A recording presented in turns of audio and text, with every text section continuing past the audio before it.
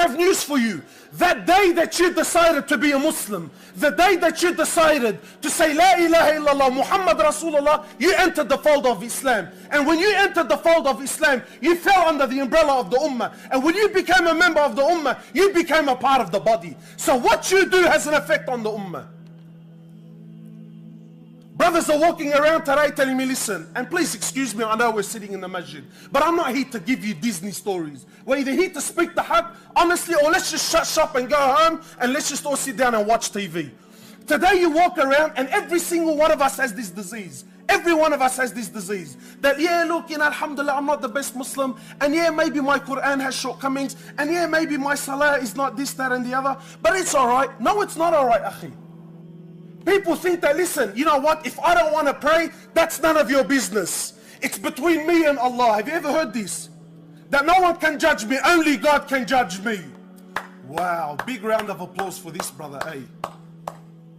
Only God can judge me. Well, duh, yes, only God can judge you. But unfortunately, brother, I have news for you. Your shortcomings has an effect on me, has an effect on my wife, has an effect on my children, and has an effect on the rest of the ummah. So it's not up to me to allow you to do your wrong and to do your haram and not stand before you, right, and give you clear warning that what you're doing is wrong and batil. The Prophet of Allah in the Sahih Hadith, وَالَّذِي نَفْسِي بِيَدِي, the Prophet of Allah takes an oath by Allah. He says, you either enjoin that which is good and you forbid that which is wrong. This is a responsibility upon everyone. This is not the responsibility of Muhammad Hublas. It's not the responsibility of the mashayikh. It's not the responsibility of the ulama. It's the responsibility of every person that has iman and tawheed in his heart to call to that which is good and forbid that which is wrong. Why, O Prophet of Allah? What if I don't want to do it? What if it's none of my business? What if I want to do my own thing? He says, you will do it. Or by Allah, Allah Azza wa Jal will send down His punishment upon you. You will raise your hands and make dua, and Allah subhanahu wa ta'ala would not accept your prayers. Allah will not accept your prayers. My brothers and sisters, please, don't you see what's happening around you?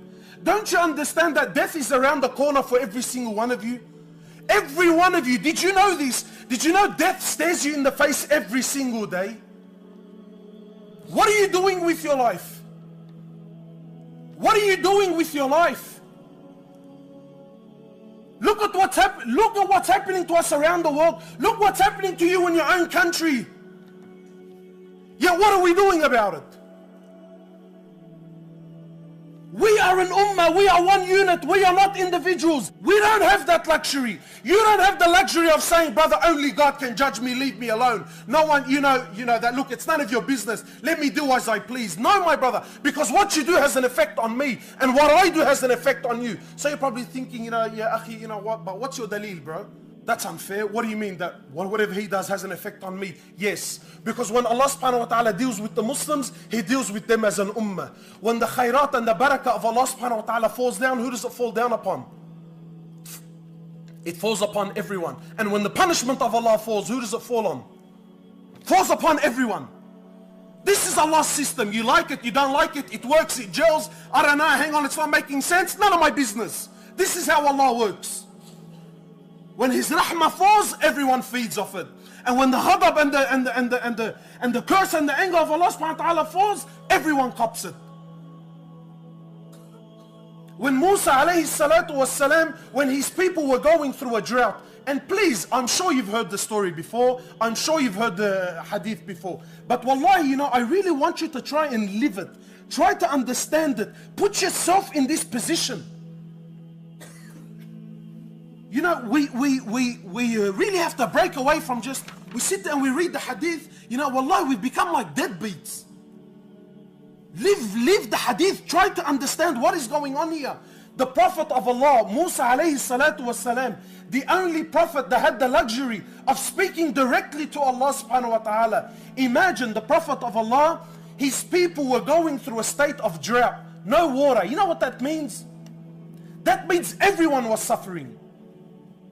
No water, no food, no crops, the plants were dying, nothing was growing, animals were dying, nothing to drink, nothing to eat. Human beings were dying and suffering. Amongst them is a prophet. So the people came to Musa and said, "Ya Musa, what's going on? I'll cut the long story short. So Musa and his people, they go to the desert. Musa raises his hands and he says, oh Allah, you can see what's happening to my people. Ya Allah, we're begging, we're asking for rain. Naturally, when a prophet asks, what happens? Allah answers, yes or no. Musa asked for rain, they're waiting for the clouds to come in, nothing happened.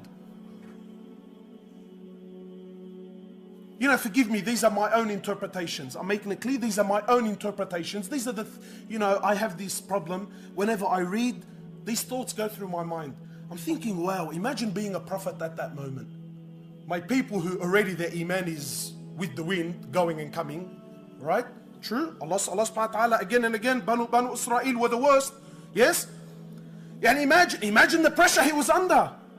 My people are turning to me, they're waiting for the response. I'm a prophet of Allah, right? I have direct relationship with Allah subhanahu wa ta'ala. Ya Allah, I clearly asked you for rain and nothing happens.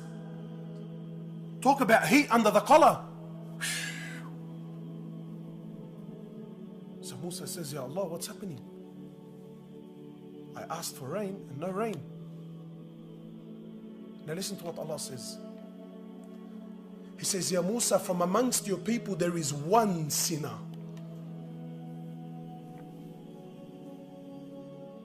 One. How many sinners are in our towns? How many of our Muslims don't pray? How many of our sisters are still unscarved? How many of our elders still cannot read Fatiha properly? Ya Musa, from amongst your people is one sinner, and because of him and him alone, I have deprived the rain from falling. So you can come to me now and talk to me about justice and wisdom and is this fair all night long. Doesn't change the fact that Allah deprived rain upon a prophet, upon people, upon innocent women and children and animals and crops because of the actions of one man. One man!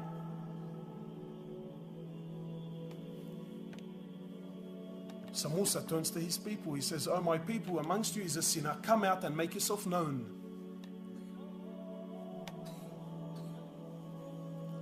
You know, I always think about this story and I think, imagine being that man at that time.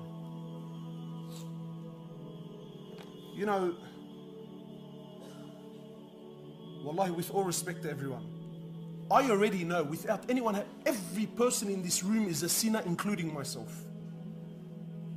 Every one of you is a sinner, whether you like it or not, because the Prophet of Allah will never lie. قُلْ لِبَنِي آدَمْ خَطَّى. Every single human being is a sinner.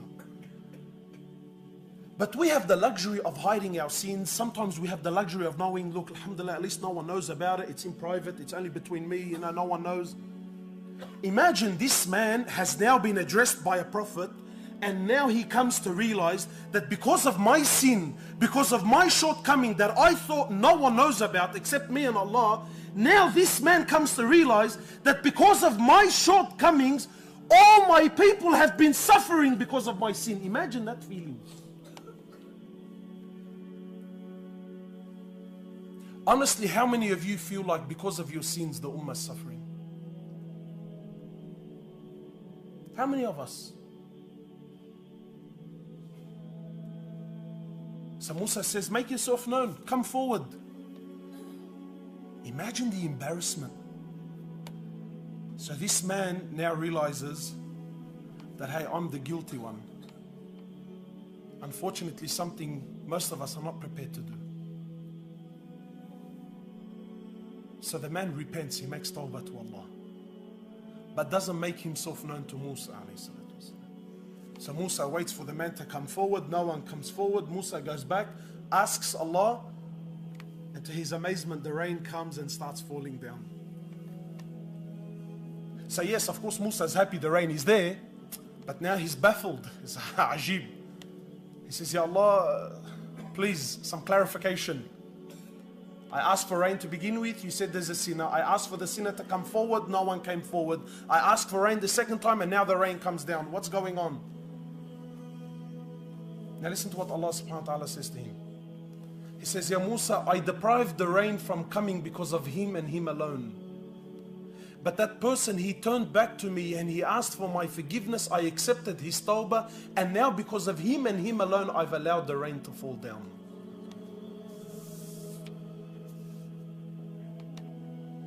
So Musa is now interested. He says, oh Allah, tell me who this man is.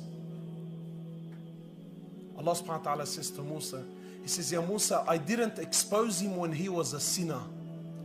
What makes you think I'm going to expose him now that he's repented and turned back to me? You see, when you and I sit there, oh wow, mashallah, subhanallah, what a lovely story. The rain came down and everything worked out at the end, and happily ever, you know, and you know, everyone lived happily ever after. Yeah, and thanks for coming. You know what's the amazing part of this story? It's not the fact that Allah allowed the rain to come. You know what I find is interesting?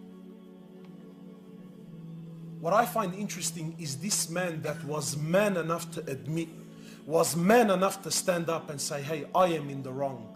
He was man enough to acknowledge the fact that his shortcomings made his people suffer. And he was man enough to acknowledge it. And he was man enough to turn back to Allah. He was man enough to ask Allah Azza wa Jal for forgiveness. And Allah subhanahu wa ta'ala accepted him.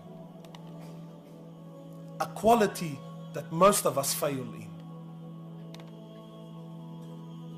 Where are those that are prepared to stand up and say, hey, you know what's happening around the world? It's because of people like me. It's because of my shortcomings. It's because of my lack of deen. It's because of my sins at night. It's because of my long tongue that I can't keep shut. It's because of my eyes that I can't keep down. It's because of my actions. No.